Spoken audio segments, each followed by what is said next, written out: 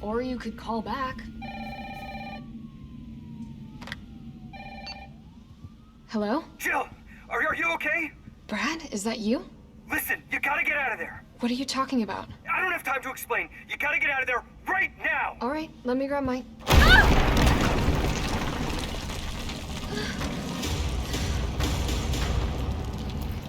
Capcom released Resident Evil 3 Remake to the masses, but it comes with some caveats because fans of the original might feel a little shortchanged.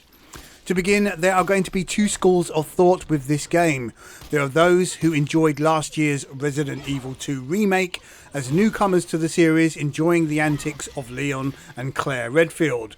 Then there are those who sit as die-hard fans of the 1999 Resident Evil 3 Nemesis game, with stars member Jill Valentine and Umbrella operative Carlos Oliveira at the helm. For newcomers to the series then, Capcom's Resident Evil 3 Remake offers more of the same as Resident Evil 2 Remake. The gameplay hook of shooting zombies or avoiding them and navigating the twists and turns of the rather linear environments is the same. The Resident Evil engine shines through again, providing a great rendition of Raccoon City and its inhabitants. Excellent character models and a movie-like assortment of action and tense scenes between gameplay to fill in the blanks. It's not a complex story and doesn't try and beef that up in any way, or when introducing darker characters into the mix either. That's all well and good then, expected even, but not the full picture. Gamers across the board can probably breeze through this remake on the normal difficulty in around 3 to 5 hours without breaking much of a sweat, and that's on a first playthrough, and even if dying several times in the process. As always, an easy option exists for those struggling, of which if you die too many times, the game will ask if you want to lower the difficulty.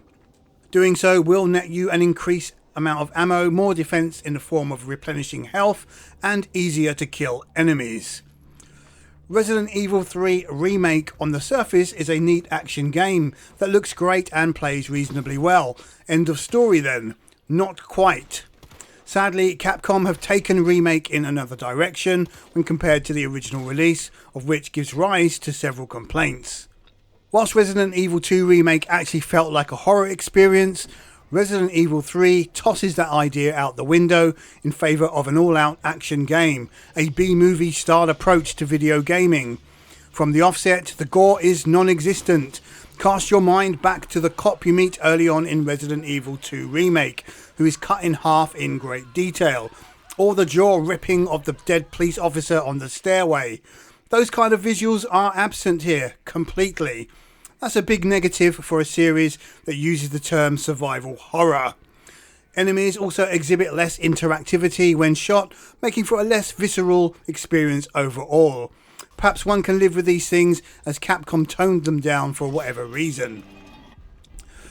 The next and perhaps most obvious complaint has to be levelled at the game length.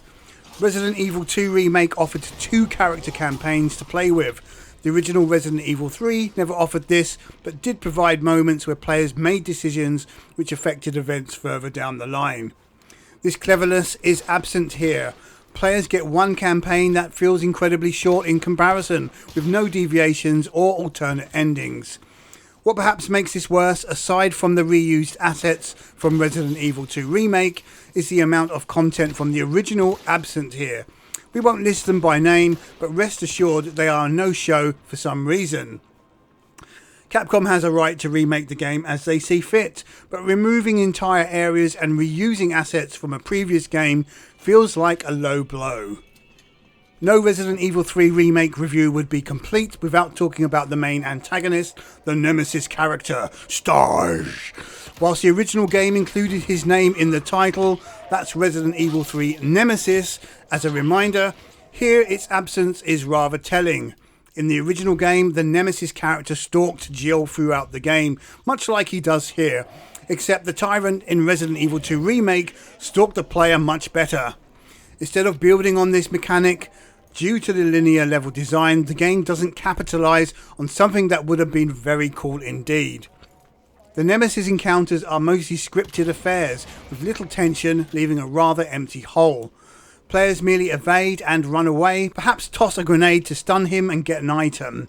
The nemesis does crop up throughout the story, but transmutes into something typical of the series, and eventually runs along the walls like a rabid, oversized dog. We won't even mention the omission of his trademark "Stars" soundbite. Looking at the visuals then, and on PC at least, running max settings in 4K and with things like HDR enabled, the opening moments and later hospital location look fantastic. Great lighting and shadow effects make for a very immersive experience. Capcom could have really built on the opening chaos and put Jill in some tight predicaments, but sadly it's all over rather quickly and we're back in the series tropes of a dank sewer section. The RE engine does prove itself again, though, with great character details and smooth operation. That's one thing we cannot complain about. Audio is also pretty decent, with great voice performances all round. In terms of length, and as already mentioned, the campaign is rather short, offers no additional single player modes, and relies on completing challenges for points so you can unlock extras. Use said extras to play through again and again. Not that there's really much replay value here. So what's the post-campaign shtick then? For single players, nothing at all. Capcom offer a multiplayer 4 vs 1 Resident Evil Resistance mode to make up for it. It's included in the package and not an optional separate entity. It's an online affair where one player plays as the mastermind who lays traps for the other 4 survivors trying to escape. It's a neat idea on paper, but sadly steeped in poor design choices. While solo players can practice, the absence of any AI companions and no progression in this mode makes it a bit of a dud. Most solo players will have very little mileage here. It doesn't work offline either, and there is no story element, so if you don't like playing with online matchmaking, it's a non-entity. It seems lazy Capcom didn't include a much needed set of AI companions here. It's also pretty dull and nowhere near as inspiring as the Resident Evil Outbreak series it obviously tries to capture. The inclusion of loot crate style unlocks just sours it even more. We enjoyed the Resident Evil 2 remake immensely. It was a breath of fresh air to an aged game, bringing it into the modern age. When Resident Evil 3 remake was announced, to get the same treatment, it was a time for excitement. However, the reality is we're left with just an okay game that is somewhat uninspired and falls way short of its potential. As mentioned, for newcomers, a neat action experience perhaps, but for some of the old school, a real letdown, and a shame Capcom didn't push for a grander, more elaborate offering. The end result leaves what should have been a must-have game into something totally non-essential at its full asking price. Resident Evil 3 Remake scores 7.5 out of 10. I'm Rob Cram, thanks for watching.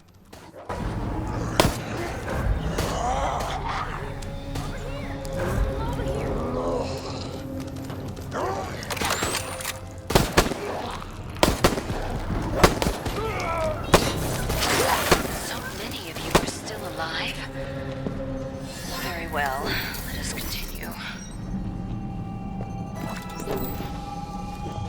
You may be slightly nearer to freedom, but I will not, cannot let you reach it.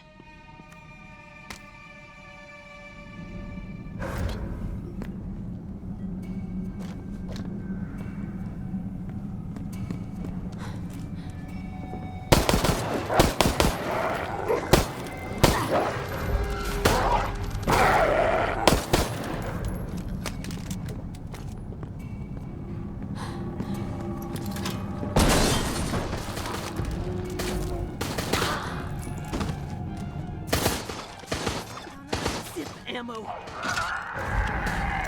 Okay, charged up.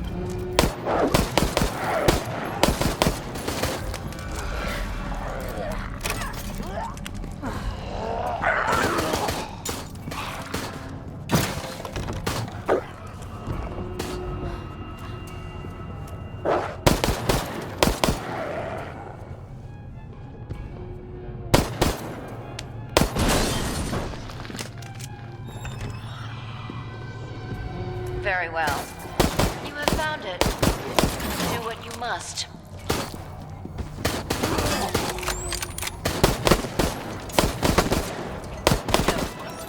may take the keycard, but do not think this is the final challenge.